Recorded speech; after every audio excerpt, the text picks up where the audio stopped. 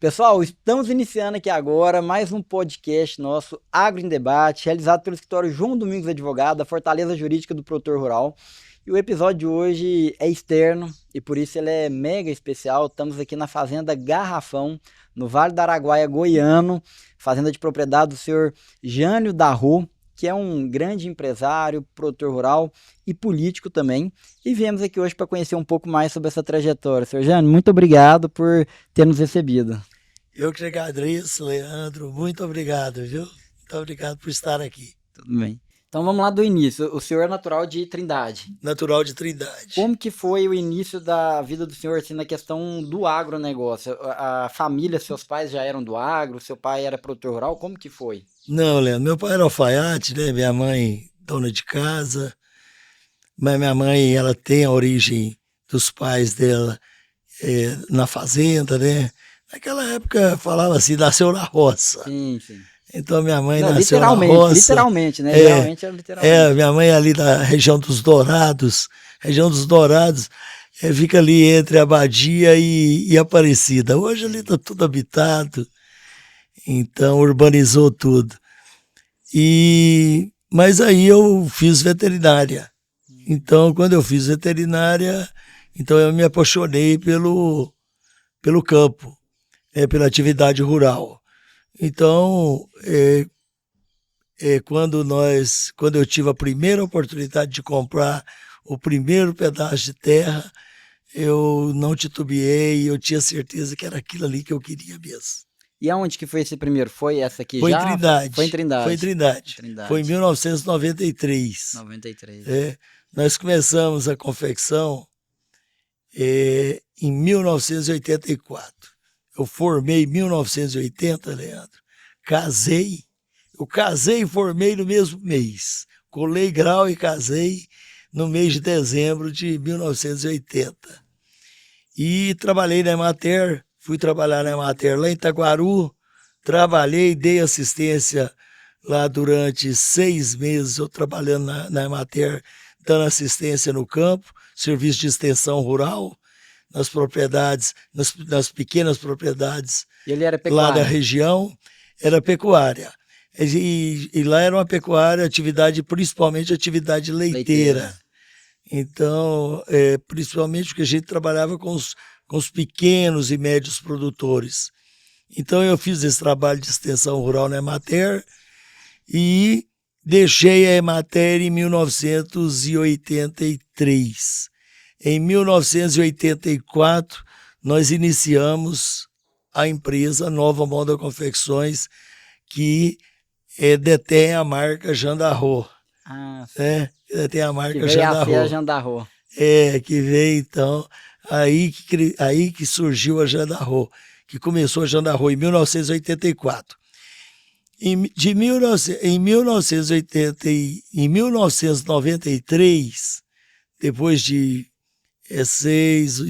9 anos de atividade, eu comprei o primeiro pedaço de terra. Lá em Trindade. Essa era uma obsessão que a gente tinha de ter um pedacinho de terra para a gente. Sim. Então eu comprei lá minha chácara, comprei a chácara lá em Trindade. Em 1994, nós então compramos aqui, viemos para cá e compramos a primeira gleba aqui, que foi de 139 alqueires. E aí depois nós sucessivamente fomos aumentando as áreas. Sim. E hoje nós temos 3 propriedades rurais aqui, que detêm aí em torno de 1.700, 1.800 alqueires goianos. Nossa, uma área excelente. São 3 fazendas. São conjuntas? São Não, as 3 fazendas todas próximas aqui dentro do município de Aruanã. Ah, entendi. Nós viemos para Aruanã aqui, gostamos muito da região e fomos aqui crescendo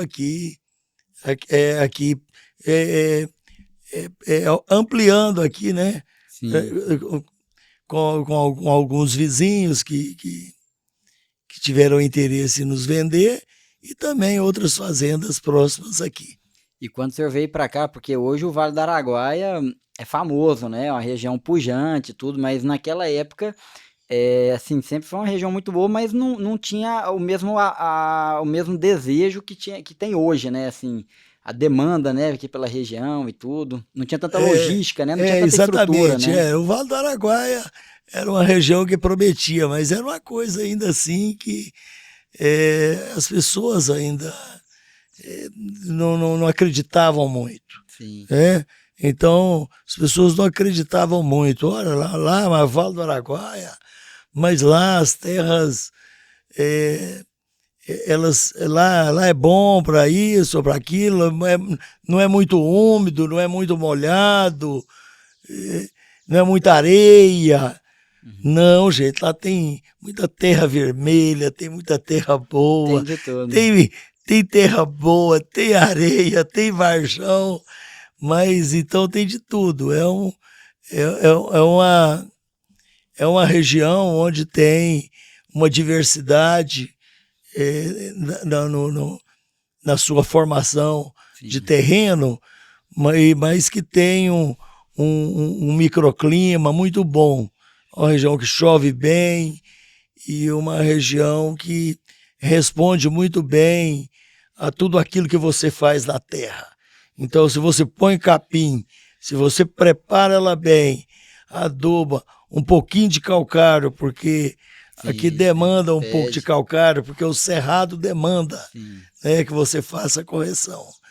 Então, você fazendo uma correção nela, então as pastagens aqui, aqui se forma belas pastagens e que você pode ter aqui uma boa criação de gado. Então, aqui tem muita pecuária. O Vale do Araguaia basicamente uma região com vocação para a pecuária. E a Agora agricultura que a agora. agricultura está começando a chegar aqui.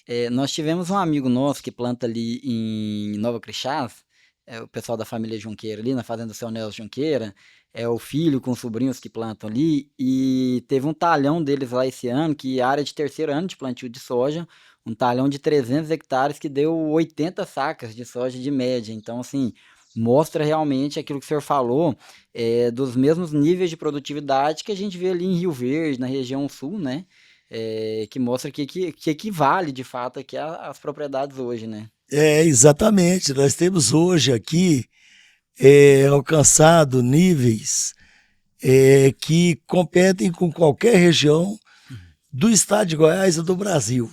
Nós temos variedades de soja aqui que deram muito certo aqui, que se Olimpo, adaptaram muito bem, como a Olimpo. sim. A Olimpo, então, é uma soja que ela tem o teto até 110. Então, Nossa, se você tiver ela aqui no pivô, você pode chegar a colher 110 sacas. 110. Porque o teto dela, na verdade, é até 120 sacas. Caramba. Mas aqui você pode colher Eu acho que o tranquilamente no Marcelo pivô. Tamuri faz isso lá em Nova O Crixás, ele Marcelo faz essa. Tamborim, com certeza, ele atinge esses níveis aí por volta de 100 sacas por hectare.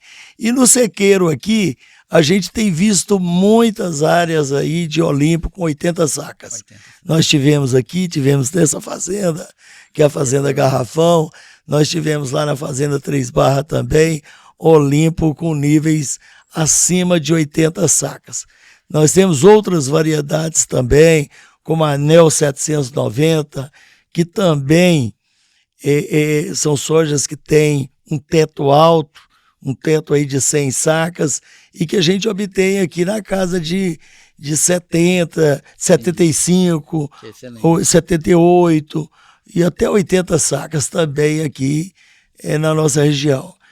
Então, é uma região que hoje ela tá se abrindo para a agricultura e eu acho que vai crescer muito. Eu acho que, eu não tenho dúvida que o Vale do Araguaia é a nova fronteira agrícola do estado de Goiás. O potencial, tem estudos que já apontam, né, esse potencial produtivo que, se você converter isso aqui para agricultura, o que você vai ampliar de produção de alimento, né, o volume, porque por mais que o gado seja excelente, mas quando você considera, vamos colocar aí tonelada de alimento por hectare, né, a agricultura ela gera algo assim muito superior, né? A agricultura, ela gera algo superior, a agricultura, ela preserva é um trabalho que a gente faz ele também preocupado com a sustentabilidade, preservando o meio ambiente, melhora o solo, enriquece o sistema, né? E prova disso é que ano após ano está aumentando a produtividade, é justamente por conta dessa sustentabilidade. Exatamente, né? Ano após ano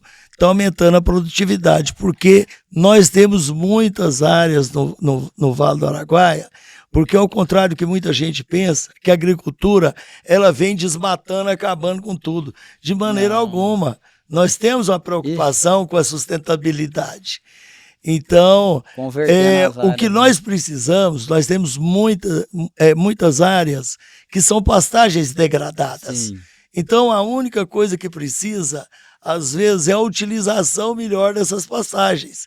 Transformando elas em agricultura, nós vamos estar enriquecendo esse solo, melhorando muito esse solo, que podem voltar a ser pastagens no futuro, sim. Mas geralmente dificilmente volta, porque a agricultura, a cada ano que você planta, você melhora a terra, a produtividade, ela cresce a cada também, ano. Né? E a rentabilidade também, né? E acaba que ela começa a ser rentável e começa, então, logicamente, a cobrir os custos, né? Uhum. E te dar condições de estar crescendo, de estar melhorando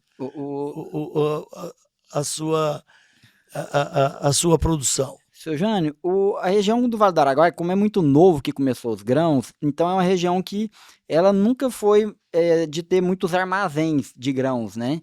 Então começou uma produtividade muito grande, só que não acompanhou para o mercado criar esses armazéns. Eu vi aqui na entrada da fazenda que o senhor fez parece até recente, seria do ano passado para cá, aparentemente. Foi vendo essa necessidade para estocar, para o confinamento também, para receber dos vizinhos. Como é que foi a visão ali do... Olha, eu vou voltar lá em 2017, quando nós começamos aqui a agricultura. Então, nós abrimos os primeiros 600 hectares, né, de plantio de soja, e nós não tínhamos onde entregar. Nossa. Então, nós saímos com a soja daqui para entregar a soja em Palmeiras de Goiás. O caminhão chegava lá, tinha que ficar na fila esperando ainda. Ficar 2, 3 dias na fila. Meu Deus. Então, entregava em Palmeiras, entregava em Diário, entregava em Acreúna, entregava em Rio Verde. Então, aonde tinha um armazém que pudesse receber. Então, às vezes, Palmeiras pode receber? Pode. A empresa tal, de Acreúna, pode receber? Pode. Então, a gente buscava, então, entregar aonde nós tivéssemos aquele armazém que pudesse receber. Uns 200 quilômetros, 250? 400 quilômetros de ida e 400 de volta. Caramba. Então, o frete, ele encarecia muito. Comia a margem. Então, comia a margem, já era uma coisa. E daqui até lá, a gente perdia muito, porque quando estava colhendo uma soja, às vezes com tempo úmido, como está hoje, nossa. Então essa soja saía daqui com 16, 17 de umidade e ia no tempo, às vezes no sol quente, mas às vezes no tempo chovendo, e ficava 3 dias na fila, pegava chuva, aquela soja alterava, ela dava mais avariados, ela dava mais perda. A produtividade naquela época já não era lá essas coisas. A umidade dela subia mais, e você sabe que tudo isso desconta lá no armazém. Sim. Quando o armazém faz a análise da sua soja, então ele vê umidade, avariados, esverdeados, então impureza. Isso colhendo 60, 65 de média, capaz, naquela época. Colhendo menos ainda. 60 era o sonho nosso. Era o top. Então, colhia 55. E depois a gente tinha que tirar isso tudo. Logística, avaria. Tudo. E nós acreditamos no negócio, fomos crescendo, passamos para 1.200 hectares, 1.700, depois já pulamos para 4.200 e hoje nós estamos em 5.100 hectares. Então, de 2017 para cá, a gente ampliou essas áreas, né? Fizemos essa pequena ampliação dessas áreas e construímos o armazém. Qual é a então, esse dele? armazém aí, então, resolveu o nosso problema de logística, Porque hoje nós vendemos a soja no armazém nosso aqui. É chamada soja disponível. Sim. Então a trading, nós entramos, nós negociamos com várias tradings, né, do mercado. E então aquela que nos oferece, logicamente, o melhor preço, a melhor data de pagamento. Então aí nós fazemos a comercialização. E eles, então, buscam essa soja aqui, Leandro. Perfeito. Então pegam a soja aqui. Então nós não temos mais que deslocar, de fazer essa logística que era totalmente, inviabilizava totalmente o negócio aqui. E o armazém, o pessoal fala que ele é muito bom estrategicamente, porque hoje, se você não tem um armazém, você tem esse problema de logística, e às vezes você tem um problema de você não conseguir vender na hora que você quer, porque às vezes eu tive relato de problemas, o produtor, coloca lá na Cargill em Anápolis, e a Cargill fala, 60 dias você tem que vender. Então, ele não tem nem o prazo, ele fala, não, eu quero esperar mais, às vezes você chega no meio do ano, se o preço melhora, às vezes ele perde até essa oportunidade de uma melhor negociação por não ter o próprio armazém, né? Exatamente, né? Quem tem o armazém tem essa vantagem, né? De poder, às vezes, segurar um pouco mais seu produto e ir comercializando ele de acordo com o que vai vencendo os pagamentos, né? Sim. Então, geralmente, o produtor rural, ele tem os pagamentos dele, os maiores pagamentos, o fluxo maior de pagamentos são no mês de abril e maio. Sim. Abril, maio e junho. Então, aí ele vende um pouco, paga o abril, ele vende mais um pouco, paga o maio, ele vende mais um pouco, paga o junho. E por que isso? Porque se você vender tudo quando você colhe, no pico da colheita, geralmente o preço é mais baixo. Está pressionado para baixo. O preço, então existe uma pressão para baixo, porque a oferta é muito grande. E o mercado, então, é lógico que ele regula isso, né? Mercado, oferta, tem muita oferta, então a tendência é uma pressão para baixo dos preços. Então, quando você tem um armazém, você segura. Então, a gente segura e aí você vai vendendo de acordo com a sua necessidade de pagamentos, né? De honrar seus pagamentos. Então, isso melhora muito a sua condição de negociação.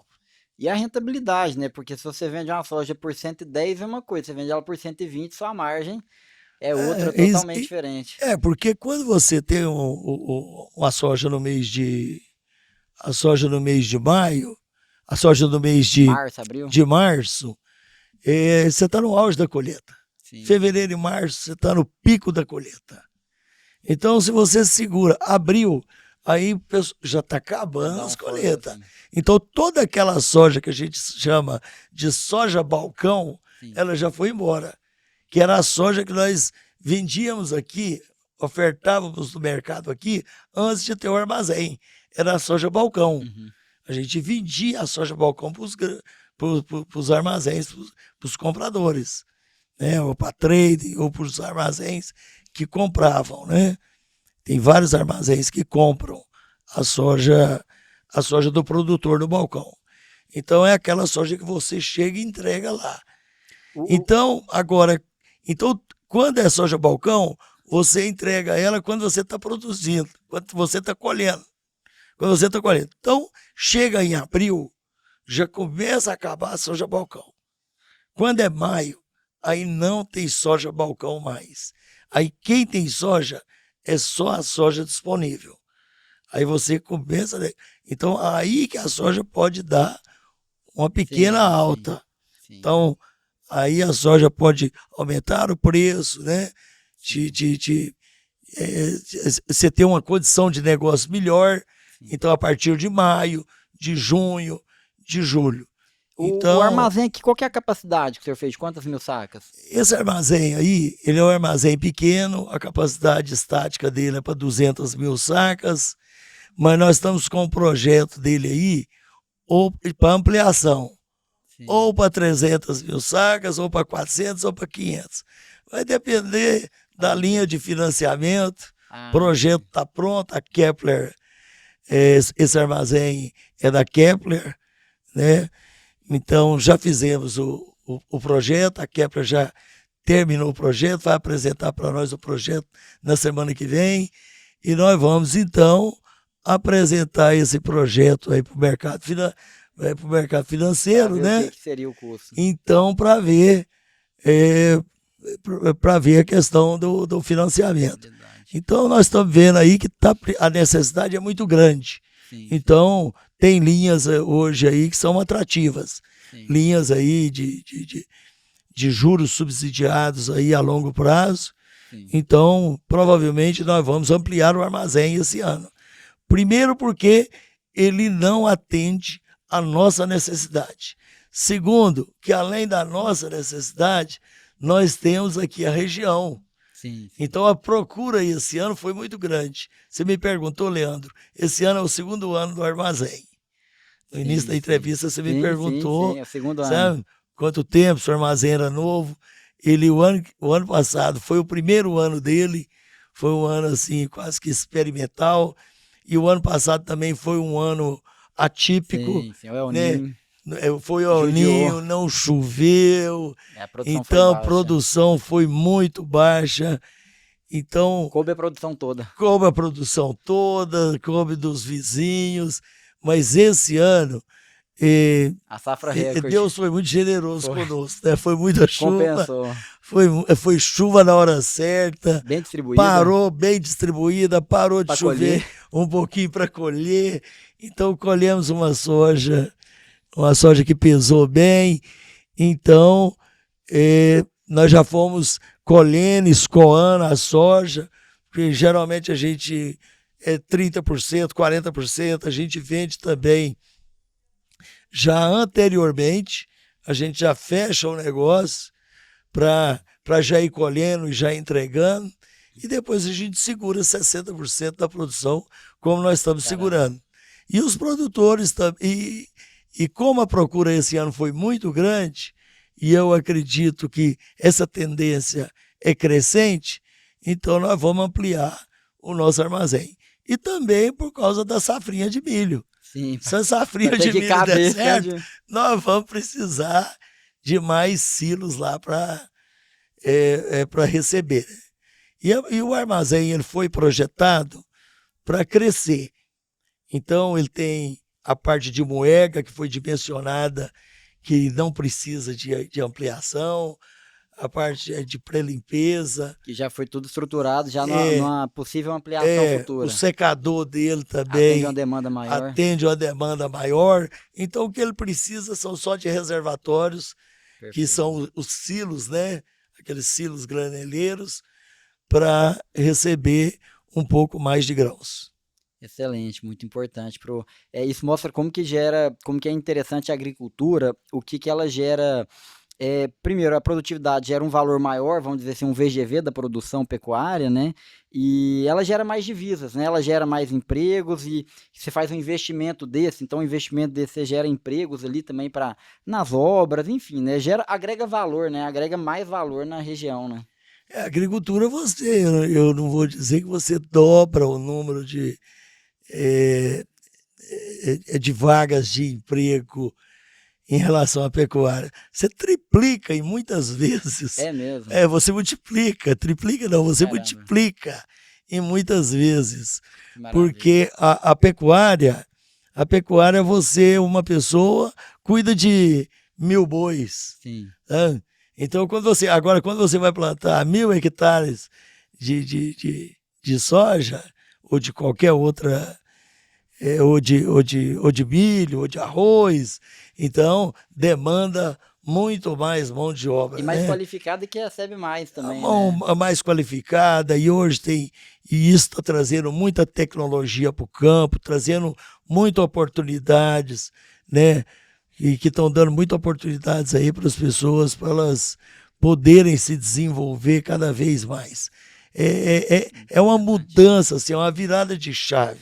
Sim. A gente vê que as cidades também, as oficinas, o comércio.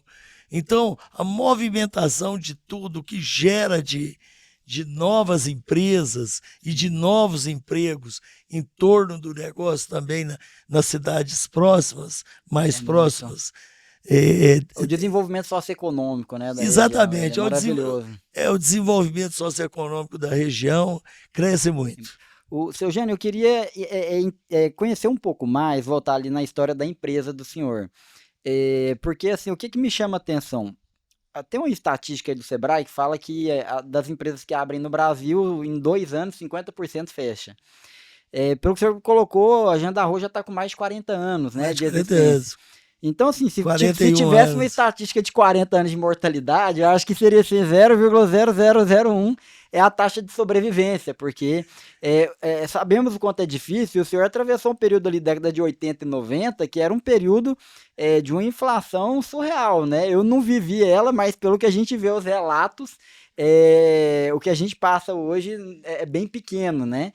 Então, assim, sobreviver a tudo isso é muito complexo, e você está no ramo têxtil, que a gente sabe que foi brutalmente impactado pela chegada da China, né, da mercadoria chinesa, da roupa, né, chegando barato ali, os países asiáticos de um modo geral. Então eu queria entender como é que foi essa trajetória de resiliência, eu imagino assim, de muita criatividade, inovação, de reinvenção, né, para conseguir superar cada uma dessas etapas e chegar até aqui. Leandro, nós superamos vários desafios, sem dúvida nenhuma, foram muitas dificuldades e a gente persiste até hoje, tem dificuldades, o ramo é difícil, o ramo têxtil, né? Nossa. Então, mas nós começamos em 1984 e uma inflação muito alta, 1984, 1985, mas mesmo assim, nós convivíamos com aquela inflação. A gente aprendeu a trabalhar com a inflação. E aí, em 1986, entrou o Plano Cruzado. No mês de fevereiro, então, o ministro da Fazenda, na época, Dilson Funaro, ele anunciou o Plano Cruzado. O cruzeiro saiu de circulação, entrou o cruzado, inflação zero, e congelamento de preço para todos os produtos. Que loucura. Então congelou energia elétrica, congelou gasolina, congelou preço de carro, preço de roupa, supermercado, quilo de arroz, de feijão, de tudo. A inflação é zero, não pode subir preço. E isso, quando foi daí 4 meses, meados de julho, faltava tudo no mercado. Então você chegava no supermercado, não tinha sal, você chegava numa agência de carro, não tinha carro para vender, aí começou o ágio. Foi aí que nós conhecemos a palavra ágio. Que é quanto no carro? O ágio. Não tem no mercado. Aí não tem o carro no mercado, não. O carro eu não tenho, mas se você me pagar mais X, eu arrumo para você. O que não deixa de ser uma inflação. Mas o que é isso? Não, mas é porque você tem que pagar o ágio. Custo de oportunidade. Então, e assim foi. E assim, tudo que você ia comprar tinha um ágio. Então, quando foi em novembro, acabou o plano. Aí veio o plano Cruzado 2. Mas foi assim, terrível. Passou um boi, passou uma boiada. Então, a inflação estourou. Nossa. Aí não segurou mais. Aí tudo aquilo que era inflação zero, voltou para inflação de 30%, de 40%. Nós tivemos inflação até de 80%. Mas interessante, Leandro. Você falou aí que foram anos difíceis de atravessar. Foram anos interessantes porque o Brasil era fechado para os têxteis manufaturados importados. Em 1990, então, tudo aquilo que nós produzíamos, nós vendíamos no mercado. O mercado era diferente. O mercado absorvia. Então, nós tínhamos margem de lucro.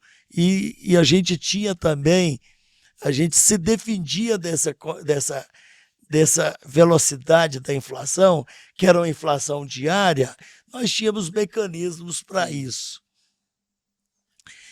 Então,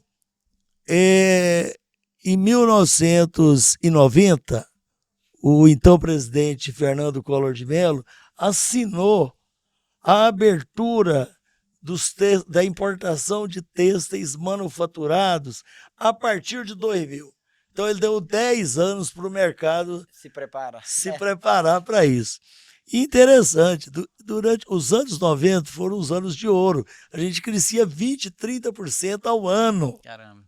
Então, um crescimento real. Sim. Se você produzia e vendia 2.000 calças, você passava no ano seguinte a vender 3.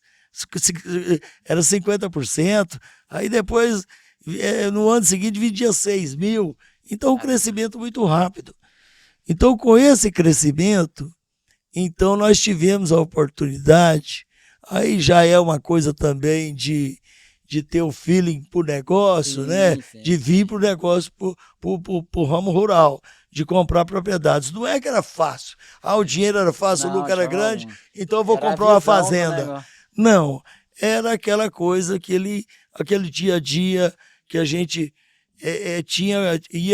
ia fazendo. Eu fui fazendo através da compra de bezerros, de gado. Então eu alugava pastos, não vou dizer fazendas, né? Então eu alugava uma parte de uma fazenda para colocar 200 animais. Então eu comprava 200 bezerros e colocava ali. Certo. Então eu trabalhava muito, né? Sim. Então eu trabalhava muito também. Além da confecção, mais atividade rural. Atividade rural. E a confecção, a Dairdes, minha esposa, ela que era a frente do negócio. Eu trabalhava muito, mas, sem dúvida nenhuma, eu controlava o financeiro tudo, mas a criatividade, aquilo que ela que tinha vamos dizer, o bom gosto, o refino, né, para moda. Sim. Então ela tinha um refino muito grande para moda. Então hoje é ela e a minha filha Lorena. Interessante. Né? Então a Lorena já assumiu. A Luciana também está junto no negócio, embora seja médica. Sim. Mas ela tá sempre presente também, principalmente na parte de comercialização e marketing. E a Lorena presente na comercialização, no marketing e também na produção. Desenvolvimento de produtos. Na criação, no desenvolvimento de produtos. Nós temos o núcleo, a sede em Goiânia, onde é o núcleo de criação e geração de coleções. A parte têxtil, quantos empregados vocês têm hoje? São quantas pessoas empregadas? Na parte no grupo Jandarro, ali na confecção, vamos dizer assim, né? Nessa parte. Nós temos em torno, com as lojas, em torno de 510, mais ou menos, colaboradores. Muita família. Em torno de 500 colaboradores. Já varia entre aí 480 e 510. São quantas lojas? São 21 lojas. 21? Todas em Goiás? Não, tem uma loja em Brasília, em Águas Claras, tem uma loja, tem a loja de Palmas. Eu acho que só as 2 lojas fora. A maioria tá o restante é tudo aqui em Goiás. Interessante. Tudo aqui. Então, interessante isso. Então, nesses anos, nos anos 90, foram anos de crescimento. Em 2000, teve então a abertura dos têxteis manufaturados. Aí onde veio o que você falou aí, né? As roupas, as blusas, camisas, camisetas, né? Todo o vestuário. Sim. Tudo que era relativo ao vestuário, os manufaturados têxteis, eles chegaram de uma vez. Nossa. Então vieram da China, da Ásia, da Indonésia, da Índia, e logicamente com preços muito mais acessíveis do que o nosso, muito mais atrativos.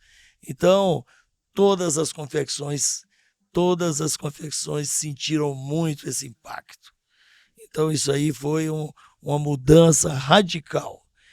E nós fomos, talvez a linha nossa não tenha sido muito afetada, a gente tenha conseguido sobreviver, porque o índigo, o jeans, era a parte que menos tinha oferta de importados, internacional.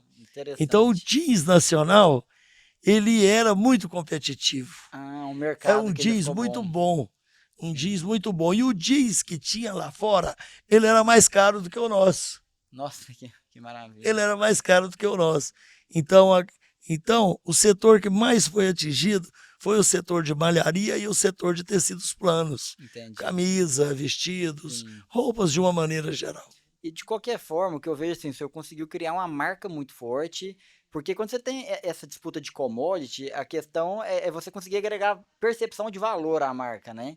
E a marca do senhor é uma marca que é conhecida no estado todo, né? É uma marca que, assim, analisando a nível de estado, mas assim, o conhecimento, né, que você tem, até compartilhar com o senhor que eu estava recordando aqui na viagem, vindo para cá. Eu tô com 36 anos, eu sou de Tumbiara, e quando eu vim para Goiânia para estudar em 2004, eu me recordo, estava no colégio dinâmico, de uma colega de sala que chegou para outra e contando que tinha acabado de comprar 2 calças da Jean Darro, e ela contando com o maior orgulho, entendeu? Assim, comprei uma roupa de primeira, entendeu? Assim, é engraçado que ficou na minha memória, eu tava recordando, assim. Então você vê ali 2004, nós estamos falando de mais de 20 anos, né? Então, assim, já mais de 20 anos é uma marca que tem um prestígio, e o que não é fácil, é difícil você construir, porque a marca, assim, você constrói que se você parar, ali já desapareceu, né? Então é constante, né? A Jean Darro, nós temos uma preocupação básica, essa nós não abrimos mão dela, que é a qualidade. Isso a gente não pode ter qualquer situação de ter que o mercado está difícil, nós precisamos A margem está apertada. A margem está apertada e tudo, mas nós não abrimos mão da matéria-prima de primeira qualidade e que o nosso produto também seja manufaturado, seja feito, sabe, para ser um produto durável e que tenha realmente qualidade atestada, garantia Jean Darro. Essa garantia Jean Darro nós não abrimos mão dela. E o importante é que nós temos na família, a minha esposa tem muito bom gosto para moda, e minhas filhas também seguiram ela e tem muito bom gosto para moda. E lá nós temos também uma equipe de estilistas, né? E vem agregar, que vem somar estilistas, modelistas. Então, toda aquela equipe, que todo mundo ali, então, a hora que reúne, que vai aprovar uma coleção, é todo mundo ali palpitando, é todo mundo falando, ajudando, não, tira isso, põe isso, né? A modelo veste a roupa lá e tudo, aí até ajustar para ficar aquela coisa perfeita. Ó, não está vestindo bem, então ajusta ali, ajusta aqui. Então eu sei, viu, Leandro? Porque eu participo, eu vou lá dentro. Às vezes não eu dou, por acaso, às vezes eu dou os pitacos também lá. O seu Jânio, uma questão que eu queria que você falasse um pouco mais sobre essa questão da família junto ali, né? A sua filha, você falou ali da Lorena, que está mais junto. Como que foi essa jornada de passando o bastão? Foi natural? Ela começou desde nova ali, trabalhando junto com o senhor? Como que foi esse processo, assim? Foi, a Lorena tem mais de 20 anos que a Lorena está trabalhando conosco. Primeira coisa, a Lorena, eu vou te contar um episódio aqui que se passou. A Lorena, ainda muito jovem e iniciando a faculdade, ela virou para mim e falou: papai, eu quero ir para Londres. Eu falei: o que você vai fazer em Londres? Não, vou estudar moda. Vou para Londres para estudar moda. Eu falei: então você vai fazer o seguinte, primeiro você me entrega esse diploma de direito, sabe? Aí depois você pode fazer o que você quiser da sua vida. Se você quiser seguir, se você quiser ir para Londres, aí você vai fazer moda, você vai fazer o que você quiser. E então ela fez isso, ela continuou o curso de direito dela, mas aí ela mudou de ideia, porque ela conheceu o Juliano, hoje o esposo dela, né? Então, e daí casou, e eu perguntei ela quando ela terminou, que Antes dela casar, ela terminou o curso. Eu falei, mas ela já estava encaminhada, acho que noiva. Eu falei, pronto, agora tá pronto. Agora Agora se vamos. você quiser ir para Londres, vamos organizar, que eu vou. O que você precisar lá, você vai ter nosso apoio. Aí ela riu, Só agora o senhor não. só fala isso que o senhor sabe que eu não Que vou. agora eu não vou. Então, então foi bom que ela ficou, porque talvez seria melhor para ela, mas ia ser muito difícil ver ela longe, né? Porque geralmente, às vezes, quando vai assim, a pessoa vai nova, geralmente não volta mais, né, Leandro? Então essa que era a minha preocupação. Eu até queria, falei, não, mas aqui no Brasil tem muito curso de moda, vamos fazer moda aqui. E vamos para dentro da empresa, dentro da fábrica, que o maior curso que você vai ter é dentro da fábrica. E assim foi. E aí ela foi trabalhando em várias coisas ali dentro. Ela tem uma desenvoltura muito grande, tanto na parte de criação, né? Tanto na parte de criação de coleções, Parte administrativa. de produto, como na parte administrativa, na parte da comercial. No posicionamento da marca no mercado, né, do marketing, da maneira de apresentar o produto, né, no mercado. Então ela tem uma percepção muito boa disso. E tanto ela como a Luciana também, que embora médica tenha pouco tempo, mas também tem uma percepção muito boa também nessa apresentação da marca no mercado. E, além disso, a Lorena, hoje ela está comigo aqui no agro também, né? Rural também. Na atividade rural. Há 2 anos eu falei, olha, eu tinha um sobrinho que trabalhava comigo e ele foi cuidado de outro negócio. Ele abriu a empresa para ele, foi cuidar, e eu falei para ela, falei, olha, eu acho que tem uma lacuna lá. Eu preciso que alguém que esteja assim do meu lado. Aquela espécie do braço direito. Sim. E ela botou a botina no pé e veio para cá. E ela gostando. Ela tá se dando muito bem aqui. Ela está se dando muito bem. Ela tem ela tem assim uma disposição muito grande. Ela tem habilidade para tratar com as pessoas. Então, ela tem uma facilidade muito grande aqui. E até todos aqui também, o gerente, né, o Silvano, que é o gerente, todos os outros que trabalham conosco aqui há muitos anos, viram aí a Lorena crescer, né, ao longo dos anos aí, e acolheram ela muito bem aqui na parte do agro também. Que maravilha. Seu Jânio, nós falamos aqui sobre a história pessoal, familiar do senhor, os negócios, e eu queria conhecer um pouco mais sobre o Jânio político, né? Como que foi que o senhor iniciou na política ali? Como é que foi seu início? E conta para nossa trajetória, os cargos que o senhor exerceu. Bom, a política, eu fui convidado para ser candidato a prefeito em 2008. Em 2008. Em Trindade. E fui candidato lá em Trindade. E eu tinha uma veia, assim, aquela coisa no sangue, aquela vontade de ajudar, de participar. Eu via que a minha cidade precisava de melhorias, de melhorar.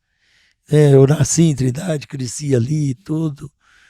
Minha vida toda foi ali, construí minha vida ali, a fábrica é lá até hoje, né?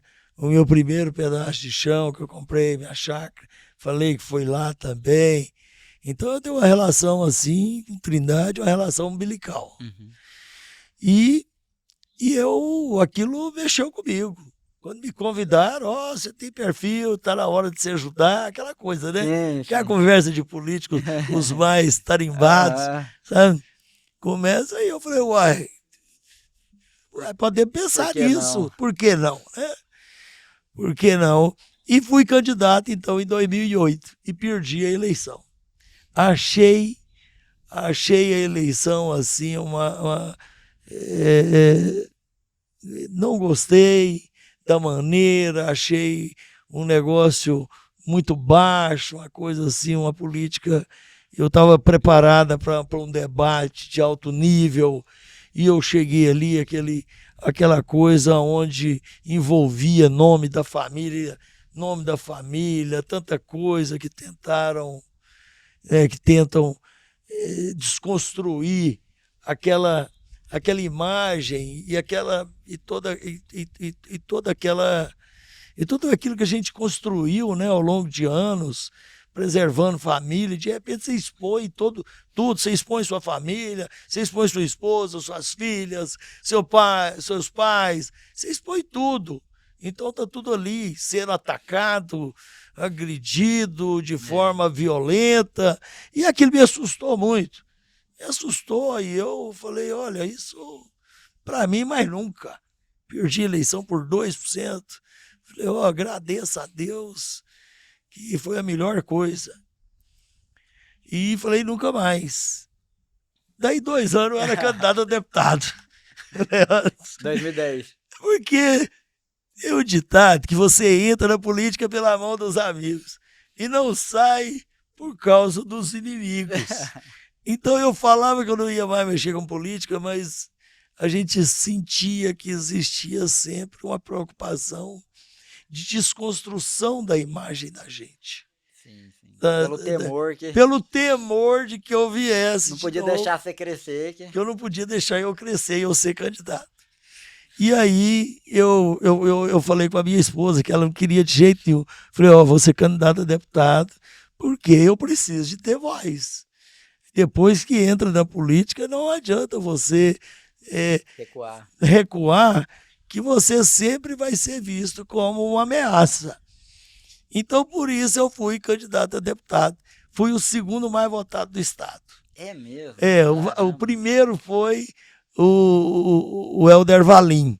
Hoje é conselheiro do Tribunal de Contas do Estado. Inclusive, eu acho que hoje ele é o presidente do tribunal.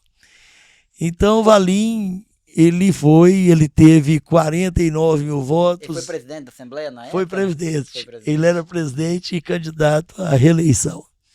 Valim teve 49 mil votos, nós estávamos no mesmo partido, e eu tive 46.004 votos. Caramba, hein?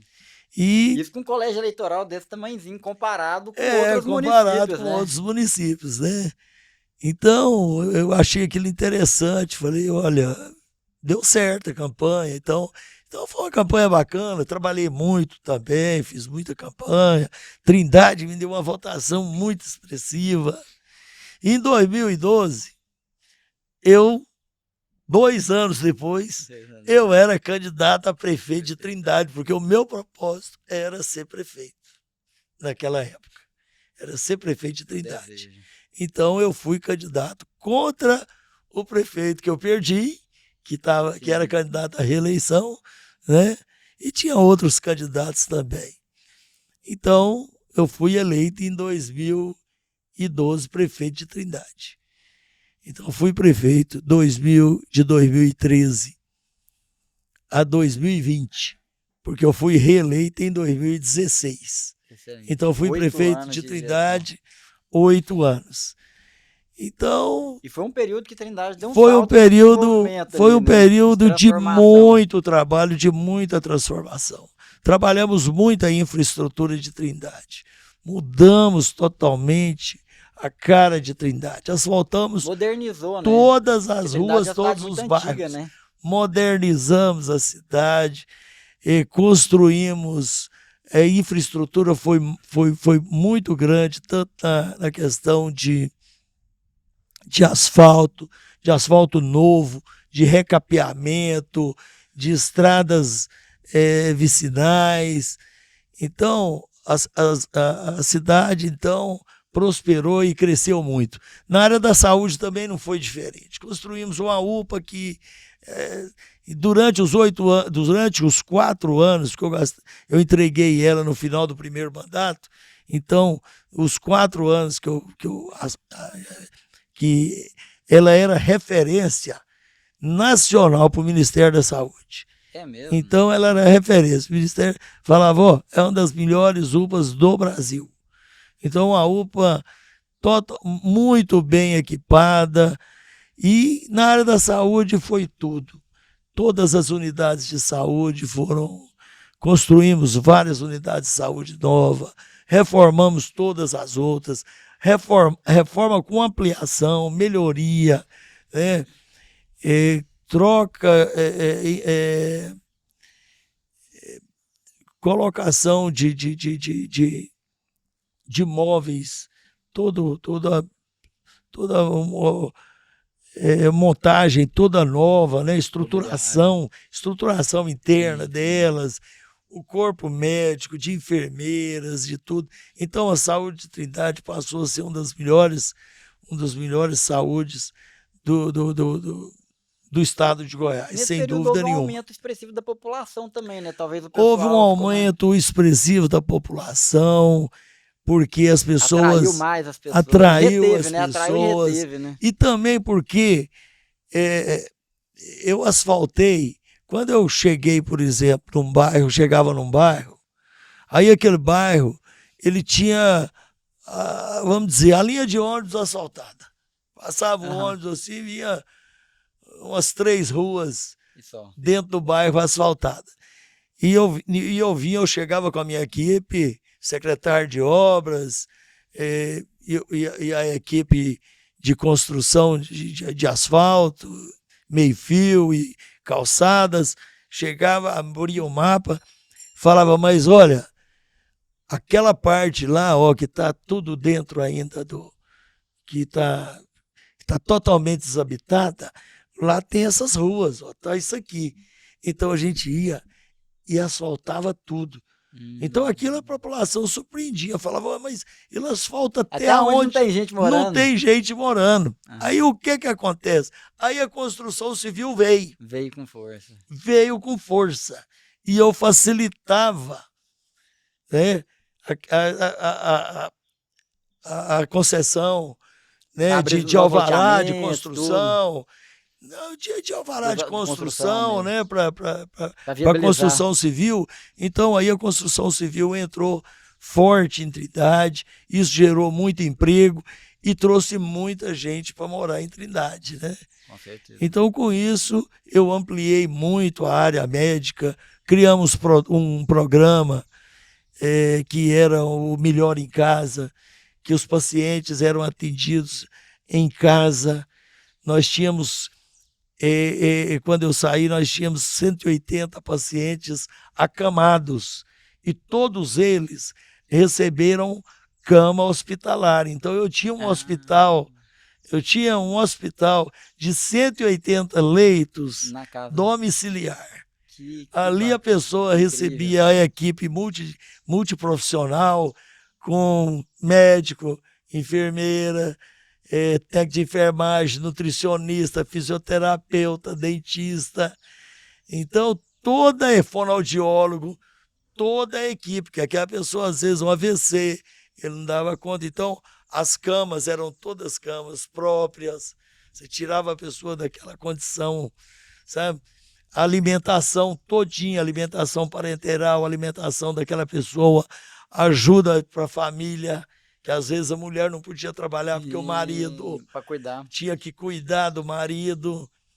Então esse programa é um programa que eu tenho muito orgulho dele. E ele funcionou muito bem. E é uma coisa que eu recomendaria, assim, que o Brasil deveria ter esse programa. O Ministério da Saúde tinha que implantar esse programa em todos os municípios do Brasil. Aí eu tirei aquela coisa da pessoa ter que levar um paciente até uma unidade de saúde. Ele recebia os remédios tudo em casa. Se ele precisasse de fisioterapia 2 vezes por semana, 3 vezes, a fisioterapia era feita lá. Então, tudo, o médico, quantas vezes fosse necessário a presença do médico. Então, era um programa que chamava Melhor em Casa. Melhor em Então, casa. melhor em casa. Melhor em casa. Melhor em casa. Então, Sim, sim. era o paciente, Um duplo sentido nisso. ele recebia ali toda a atenção. Então, assim, nós desenvolvemos muito na questão da cidade, na questão da saúde, elevamos muito o nível. Na educação também foi uma coisa assim, uma virada de chave grande. Então foi bom. Ajudamos emprego, na modernização da Era um cidade, período que tinha uma pujança ali também do né? turismo religioso, O né? turismo Do Padre religioso, Robson, muito exato. hotel ali. E Foi uma fizemos época que com que estava muito isso forte. fosse crescendo e trabalhamos. A festa de Trindade, eu fui prefeito 8 anos, então só não teve no último ano, que foi a pandemia. Então foram 7 festas, sem nenhuma intercorrência, festa organizada, uma limpeza muito grande, um atendimento muito bom para a população em todos os níveis, né? Atendimento da saúde. Do estado, né? Aquilo dali, né? Reunia, É eu acho uma que era das quase 1 milhão maiores do semana, Brasil, né? Do Brasil, né? Eu acho que ela é a terceira romaria, a maior romaria do Brasil. Então, assim, foram 8 anos de muita dedicação, de muito trabalho, sabe, Leandro? Foram 8 anos, e as pessoas me perguntam, Jânio, mas você largou seus treinos, praticamente deixou, isso valeu a pena? Eu falo, valeu. Valeu a pena. Que legal. Esse legado que nós deixamos valeu a pena. É uma forma de devolver para a sociedade, Exatamente. ou dar algo maior, que o dinheiro não paga, né? Exatamente, o dinheiro não paga. O dinheiro não paga. Jane, e nessa perspectiva, o que seus eleitores podem esperar aí? O que seria a perspectiva aí para os próximos anos? Eu acho que não tem. Eu não conheço nenhum ex-político. Então, quando a gente é político, deputado estadual, federal. Quando a gente é político, não adianta. A gente, às vezes, tem muita gente que fala, não, eu não sou político. Não, a gente é. Sim. E não adianta. Eu fui mandatário, tive mandato de deputado estadual, tive mandato de prefeito por 8 anos, então fiquei 10 anos com mandato. Então, isso me trouxe, foi uma experiência nova e me deu muita bagagem. E eu ainda vejo que eu posso ajudar muito ainda o estado de Goiás. Então, se eu tiver oportunidade, eu quero estar contribuindo. Eu quero poder ajudar o estado de Goiás. Eu acho que tem muita coisa que nós podemos fazer por Goiás.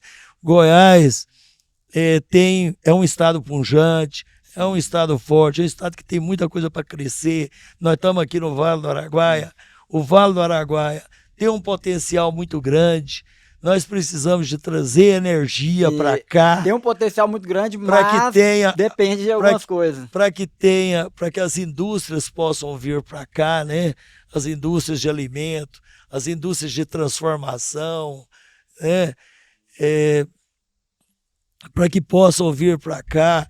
Então, para isso, precisa de energia. Sim. Precisa de energia também para irrigação. Nossa. No campo. Precisa de energia para armazém. O armazém nosso aqui, ele é a diesel. Meu Deus. Então, a energia que nós temos aqui, nós temos energia trifásica, mas nós não temos carga disponível aqui para nós. Então, nós não temos carga disponível. O que nós temos lá no armazém é 75 kVA. Nós precisamos, e os 2 geradores que nós temos lá, os 2 juntos, são 2 de 375 kVA. Então, os 2 juntos, 750. E a energia que eu tenho é de 75. 10% da demanda. Então, não tem jeito. Eu precisava de pelo menos 500 kVA ali. Eu preciso de 500 kVA. Estamos esperando. Eu tenho tido com a Equatorial, o governo de Goiás, o governador Ronaldo Caiado, vice-governador Daniel Vilela, estão empenhados para que a Equatorial ela avance nas obras e possa trazer e fortalecer e que nós tenhamos aqui energia nos próximos anos.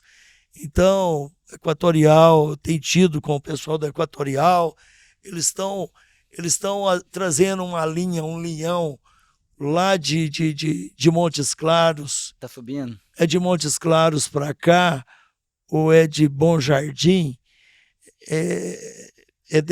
Da região sul ali que tá vindo. Da região oeste. Sudoeste.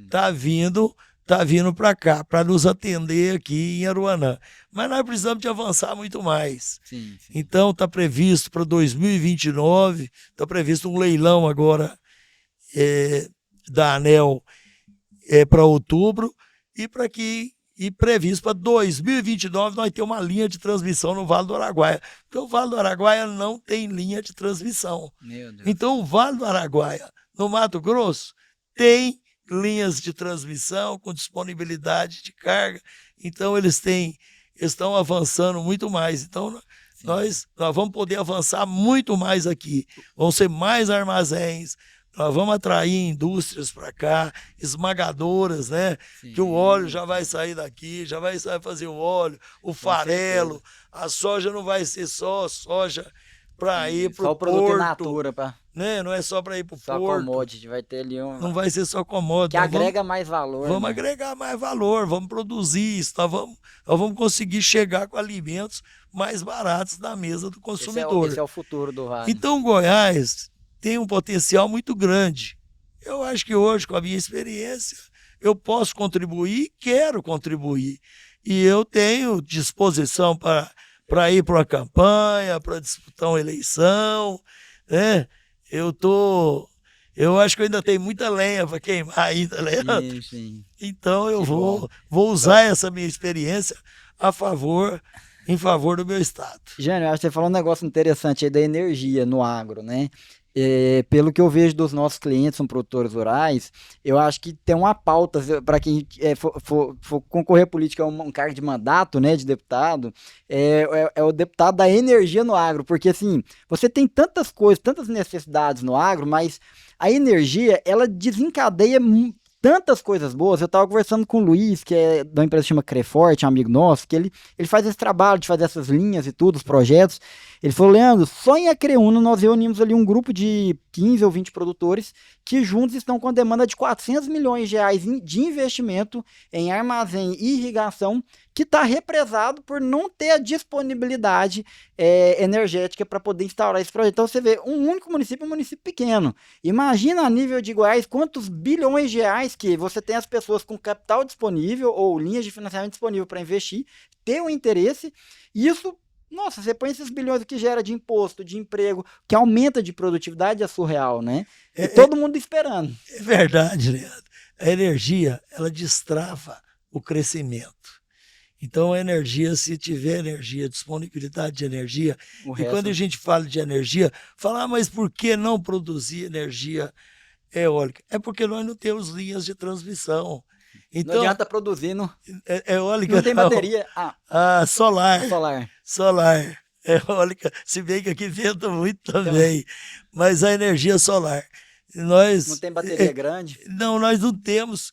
E não temos como colocar essa energia na rede aqui hoje. Por exemplo, nós estamos aqui em Aruanã. Se nós temos um ano. O ano aqui, a insolação é muito boa. Então, vai dar uma produção de energia solar muito boa.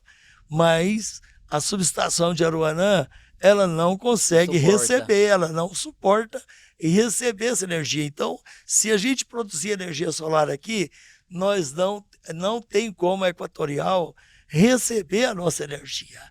Sim. Então... Não tem como, nem vamos produzir energia para ajudar. Não tem como. Precisa de quê? Precisa de linhas de transmissão.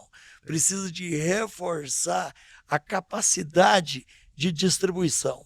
A distribuição de energia em Goiás, ela tem que avançar, e ela tem que avançar rápido. Ela tem que avançar muito. O agro está avançando rápido, a tecnologia veio aí. Quando nós iniciamos aqui a produção, a plantação de soja aqui, as variedades que a gente buscava era de 55 sacas, 60 sacas, era para nós aqui uma baita produção, 65 era o ouro. Então isso em 2017, veja bem, Leandro, nós estamos em 2025, safra 25. Nós já plantamos produtos aqui que deram aqui 88 sacas, quase praticamente 90 sacas, 88,8 esse ano. Nossa. Então, o Olimpo que produziu isso Talhão aqui. com... Então, você vê a velocidade... Sequeiro, isso é sequeiro. Isso, sequeiro. Você vê a velocidade que vem, a tecnologia vem chegando. Então, os produtos, adubação foliar, os fungicidas. Então, a tecnologia é para você melhorar o solo, para você agregar, sabe? Para que você tenha um bom produto. E também as sementes hoje, a evolução é muito grande. Então, e a energia, ela tem que vir nessa mesma velocidade. Ela precisa de acompanhar isso. Sim. Porque se acompanhar, todo o resto depende dela. Goiás vai ser, sem dúvida, o terceiro maior produtor do Brasil. Sim. Hoje, Goiás é o quarto, né? Atrás do Paraná. Então, com certeza, nós vamos passar o Paraná. Com certeza. Então, nós precisamos disso. Nós precisamos.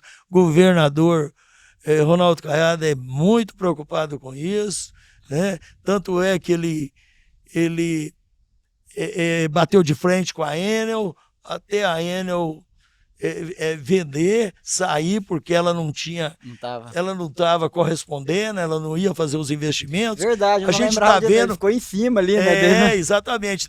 Agora nós estamos vendo boa vontade da Equatorial. Eles tiveram aqui um dia de campo aqui, teve o vice-governador Daniel Vilela aqui na fazenda, num dia de campo, aqui no mês de fevereiro. Então, tiveram aqui, veio o vice-governador Daniel Vilela, ele na condição de governador em exercício, a secretária do Meio Ambiente, Andréa Vulcanes, sim. O Zé Mário, da FAEG, teve aqui.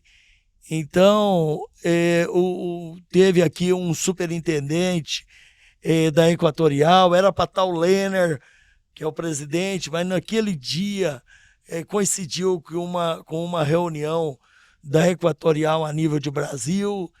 Então, ele não pôde vir, mas mandou a segunda pessoa, superintendente, que respondia junto com ele lá pela Equatorial, teve aqui. Então, assim, foi um dia de campo, foi uma experiência interessante. Muitos produtores do Vale do Araguaia, de Rio Verde, veio gente do estado todo, onde nós fizemos um dia de campo aqui com o milho aqui da Corteva da Pioneer. Então, debatemos muito isso aqui, a questão da energia, né, com o vice-governador Daniel Vilela, representando aqui o governo, né, representando o governador Ronaldo Caiado. Conversamos sobre a questão do meio ambiente, da importância de se preservar o meio ambiente. O secretário André Vulcano estava aqui. Então, debatemos todos esses temas aí. Estava aqui o presidente da ProSoja, o Clodoaldo. Sim. Então, aqui tem muita gente que eu não... Que bacana, foi excelente. O prefeitos, todos os prefeitos... Foi quase uma feira, não foi um dia de campo. Todos os prefeitos do Vale do Araguaia estavam aqui presentes, o prefeito de Aruanã aqui, o Arlírio, e tal. Podemos até fazer, eu acho importante, foi importante. É uma consolidação do agro, né, no Vale do Araguaia, né? Sim. Isso demonstra que aqui tem potencial, né? Então, e esse potencial as pessoas só acreditam vendo, né? É importante que vejam. Acreditam, mas é importante que vejam. Né? É importante que vejam e que possam, então, ver que isso aqui, que aqui vale, que aqui tem necessidade, que aqui está assim, tá clamando, né? Nossa. Está clamando por uma demanda, tem demanda de energia, então nós precisamos aqui, então, de disponibilidade de carga aqui da nossa região, né? Com certeza. Então é isso que precisa. Aí vai crescer muito, se Deus quiser. Com certeza. Até eu fiquei com vontade de comprar uma fazenda aqui agora.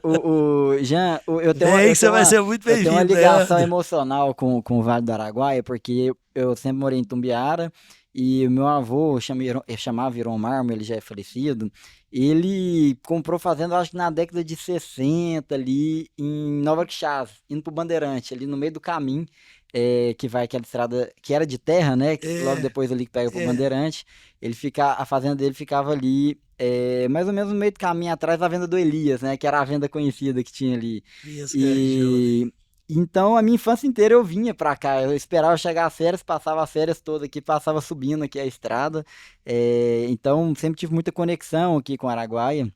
Inclusive o meu avô, ele é de Trindade também. A família dele é família Alves de Carvalho ali, do pessoal ali antigo Sim. ali. Ah, E então, então a gente tem essa conheço a sua ligação. família toda, ué. Meu bisavô, avô Sebastião, ele tinha um apelido de Fonfon, casado com a vovó Maria. E tinha o tio dele, do meu avô, que era o tio Antônio Chevrolet, que faleceu também há alguns anos. Demais, ué. Então você é E sobrinho do Antônio Chevrolet. exatamente, sobrinho Família neto, sobrinho tradicional de neto. Trindade. E essa família veio dali, do lado do meu Doutor avô. Antônio. E, enfim, então foi muito bom participar aqui, a gente gravar esse podcast hoje aqui no Vale do Araguaia. Agradeço demais, senhor, por ter aberto as portas aí da sua propriedade, da sua casa e ter contado um pouco para nós aí dessa trajetória. E eu gostaria de ouvir, assim, pontualmente do senhor, o que assim, eu queria que o senhor colocasse dois valores, né? O que significa Deus na sua vida, na sua trajetória, de tudo isso que o senhor mostrou para nós e a sua família, né? O que o senhor diria para nós sobre o que é o papel de Deus e da sua família nessa jornada? Mas sem Deus nada disso teria acontecido, viu, Leandro?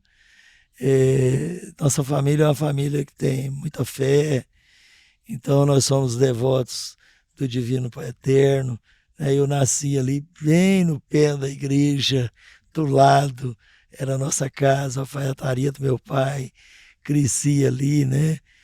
Qual que era aquele Então, padre, aquele padre famoso que tinha ali em Trindade, que agora eu esqueci, que ele foi santificado antigo, que ele faleceu já tem muitos o Padre anos. Padre Pelágio. Pelagio, Padre Padre Pelágio. Pelágio. Bom, do Padre Pelágio, não sou do tempo do Padre Pelágio, Não, não, mas é um escuto pouco, muita história. era antes um pouco, então, patelagem.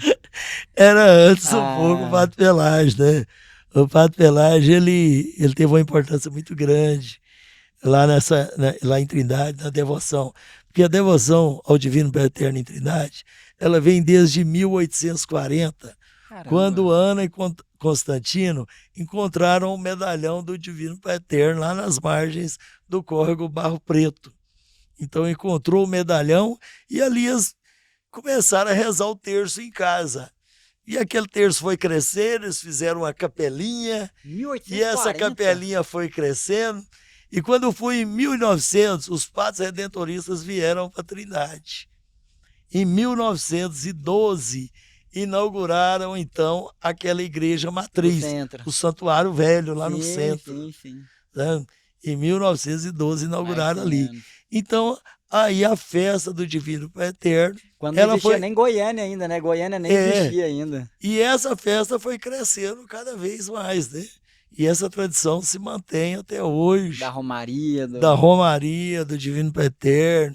Agora está construindo, aí construiu a nova Basílica, aquela, a gente chamava a Basílica atual de Igreja Nova. Agora tem a Está nova construindo da. a Igreja Nova. Agora tem outra Aí, nova. que foram muitos anos construindo Sim. aquela igreja, né? Eu era menino e vi construir até, até quando ela terminou, nos anos 90. E agora está construindo a nova Basílica, né? Agora está, inclusive, o Padre Marco Aurélio está lá com o prefeito Marden e trazendo o sino lá da Polônia, né? Sim, É o sim. Vox Patris, o maior sino do mundo, que pesa 55 toneladas. Caramba. Então, eu acho que é, a fé é muito importante na vida da pessoa, porque a gente sempre, é, a gente coloca as nossas intenções na mão de Deus Sim. e depois, principalmente, agradecemos também, né? É muito importante a gratidão. A gratidão a Deus, a gratidão a tudo que Ele nos proporciona, né? Eu agradeço muito a Deus, tenho muita gratidão a Deus pela minha família, pelos meus pais, pela minha origem, de onde eu vim, pelos meus irmãos, pela minha esposa que eu conheci, pela família que eu constituí, né? Pela família que eu constituí, minhas filhas, meus netos, por ter tido essa trajetória de vir de uma família simples, pobre, ter tido a oportunidade de estudar, de abrir um negócio, de começar, de ir dando certo, né? Prosperar. É só Deus para essas coisas ir dando Sim, certo, sim. essa sequência, e eu ter chegado até aqui agora, Leandro, conversando com você aqui, né? Que Tudo isso é maravilha, obra que de Deus, maravilha. né? É, cê- Eu tenho muita gratidão e procuro agradecer a Deus todos os dias, né? E sou devoto também de Nossa Senhora Aparecida. Quer ver? Eu vou enfiar a mão no meu bolso aqui. Eu sempre a, ando a medalhinha? com a medalhinha de Nossa Senhora Aparecida. Então eu tenho Ah, Nossa Senhora Aparecida comigo. Então, essa é uma devoção que eu tenho. E, logicamente, também, né, respeito todas as outras maneiras também das pessoas buscar a Deus, né? sim, Todas as religiões, elas são todas tão importantes, né? Então, a religião católica, evangélica, espírita, né? O importante é a pessoa ter fé, é buscar Deus. Então, isso é que é importante, né? maravilha. Eu, por exemplo, minha filha é evangélica, meu genro, a médica, eles são evangélicos, e meus netos, então, batizados também na igreja evangélica. E Tá tudo eu certo. acho bom demais, porque eles também são pessoas assim que Procuram a Deus, temem procuram a a Deus, Deus. têm muita fé, né? Tem muita gratidão a Deus por tudo. Lorena é católica também, praticante, meus netos. Então, graças a Deus, Que bênção. nossa família é uma família muito temente a Deus e que busca sempre a Deus em todos os momentos e também agradece sempre por tudo aquilo que a gente tem recebido, tudo aquilo que Deus tem nos proporcionado. Pessoal, vocês puderam acompanhar aí e aprender um pouco mais sobre a história, a trajetória do senhor Jean Darro. Eu acho muito legal o podcast, seu Jean, porque as pessoas às vezes vê ali o empresário, o político e talvez até o produtor rural, mas não conhecem minimamente como é que foi essa trajetória, né? O que que Exato. trouxe até aqui, É, como que se chegou até aqui, porque às vezes olha toda essa estrutura, uma empresa com 500 funcionários, as fazendas, esse tanto de fazenda, com toda essa área de agricultura e armazém, e não consegue imaginar assim, como é que foi o Marco Zero, né? Como é que saiu ali do Marco Zero, tá certo que não deu para é contar o tudo, passo a né? passo, Toda a né? jornada, né? Mas um pouco, pelo menos deu para entender um pouco como que foi essa construção, que não veio de herança, né? Primeiro Não, que é não veio de trabalhado, herança, não, vem que não. não herdou e que Não, realmente é uma história que foi construída, né? Construída. construído, a história de vida é E construída. muito obrigado novamente e espero que o pessoal aproveite bastante esse Eu que conteúdo. agradeço, Tá Leandro. bom? Muito obrigado, viu? Obrigado, Muito mano. obrigado. Obrigado por você ter vindo aqui na Fazenda. É um prazer te receber aqui e toda Valeu. a sua equipe também, viu? Muito Obrigado. obrigado.